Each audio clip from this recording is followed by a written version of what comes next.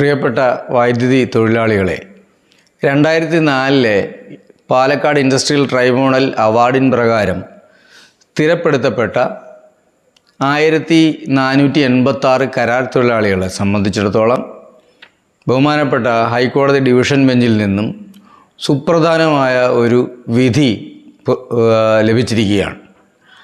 ആ വിധിയെ സംബന്ധിച്ച് ബഹുഭൂരിപക്ഷം തൊഴിലാളികൾക്കും അറിവില്ല എന്നുള്ളതുകൊണ്ടാണ് KC വർക്കേഴ്സ് യൂണിയൻ ഇങ്ങനെ ഒരു വീഡിയോ ചെയ്യാനായിട്ട് തീരുമാനിച്ചിട്ടുള്ളത്. 2004 പാലക്കാട് ഇൻഡസ്ട്രിയൽ ട്രൈബ്യൂണൽ വിധി വന്നതെങ്കിലും സ്ഥിരപ്പെടുത്തൽ നടന്നത് 2019 സെപ്റ്റംബർ ഒക്ടോബർ മാസങ്ങളിലായിട്ടാണ്. ഇങ്ങനെ നിയമനം ലഭിച്ച തൊഴിലാളികളെ സംബന്ധിച്ചിടത്തോളം ഒരു വർഷം കഴിഞ്ഞപ്പോൾ തന്നെ റിട്ടയർമെൻറ്റ് ആരംഭിച്ചു. ഇങ്ങനെ റിട്ടയർ ചെയ്ത തൊഴിലാളികൾക്ക് അവർക്ക് പെൻഷനോ മറ്റ് റിട്ടയർമെൻറ്റ് ആനുകൂല്യങ്ങളോ യാതൊന്നും തന്നെ ഇല്ലാതായി എന്ന് മാത്രമല്ല, അവർക്ക് മുൻപുണ്ടായിരുന്ന കരാർ തൊഴിലാളികളായിട്ട് അവർ ജോലി ചെയ്തിരുന്ന സമയത്ത് അവർക്കുണ്ടായിരുന്ന BPL കാർഡ് അത് നഷ്ടപ്പെടുകയും അവരെല്ലാം APL കാർഡിന് ഉടമകളായി മാറുകയും ചെയ്തു. ഇത്തരമൊരു സാഹചര്യത്തിലാണ് നമ്മുടെ യൂണിയൻ ബഹുമാനപ്പെട്ട ഹൈക്കോടതിയിൽ കേസ് ഫയൽ ചെയ്യാനായിട്ട് തീരുമാനിച്ചത്. അതിൻ പ്രകാരം കേസ് ഫയൽ ചെയ്യുകയും കോടതി അതിൻ്റെ വിശദമായി വാദം കേൾക്കുകയും ചെയ്തു.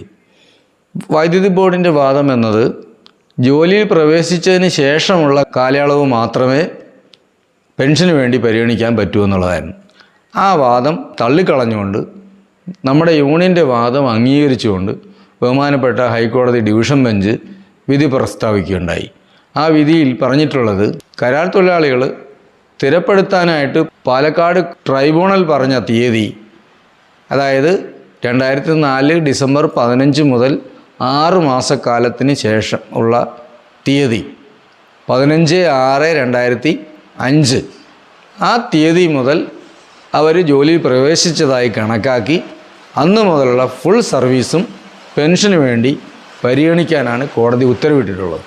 അതിന് മുമ്പുള്ള കരാർ അടിസ്ഥാനത്തിൽ ചെയ്ത കാലയളവിലെ പകുതി സർവീസും അതിൻ്റെ 50% അറ്റൻഡൻസും ഈ പെൻഷന് വേണ്ടി കണക്കാക്കാനും ബഹുമാനപ്പെട്ട ഡിവിഷൻ ബെഞ്ച് ഉത്തരവിട്ടിരിക്കുകയാണ്. ഇത് തൊഴിലാളികളെ സംബന്ധിച്ചിടത്തോളം ഇതൊരു വലിയ നേട്ടമാണ്. കാരണം സമീപ ഭാവിയിലൊന്നും ഇത്തരം ഒരു വിധി തൊഴിലാളികൾക്ക് അനുകൂലമായി ലഭിച്ചിട്ടില്ല.